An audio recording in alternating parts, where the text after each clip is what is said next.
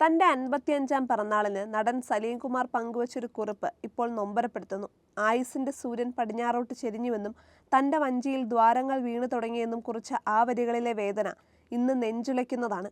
സലീം കുമാറിൻ്റെ ആ വൈകാരികമായ ഫേസ്ബുക്ക് കുറിപ്പ് ഇങ്ങനെയായിരുന്നു: ജീവിതമെന്ന മഹാസാഗരത്തിൽ ആയുസ് എന്ന വഞ്ചിയിലൂടെയുള്ള എൻ്റെ യാത്ര 54 കാതങ്ങൾ പിന്നിട്ട് 55ലേക്ക് ഇന്ന് പ്രവേശിക്കുകയാണ്.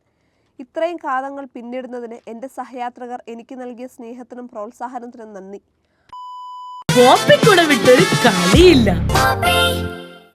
ആയുസിൻ്റെ സൂര്യൻ പടിഞ്ഞാറോട്ട് ചെരിഞ്ഞു കഴിഞ്ഞു. അസ്തമയം വളരെ അകലെയല്ല. ഈ മഹാസാഗരത്തിൽ എവിടെയോ എനിക്ക് വേണ്ടി ഒരു ചുഴി രൂപാന്തരപ്പെട്ടിരിക്കാം. അതിലകപ്പെടുന്നത് വരെ എനിക്ക് ഈ വഞ്ചിയുമായി യാത്ര തുടർന്നേ പറ്റൂ. എൻ്റെ വഞ്ചിയിലാണെങ്കിൽ ദ്വാരങ്ങളും വീണു തുടങ്ങി. അതിലൂടെ കയറിയ വെള്ളം കോരിക്കളഞ്ഞ് ഞാൻ യാത്ര തുടരുകയാണ്. എനിക്ക് എത്ര കാലം ഇതിലൂടെ ഇങ്ങനെ തുഴയാൻ പറ്റുമെന്നറിയില്ല. എന്നാലും ഞാൻ യാത്ര തുടരുകയാണ്.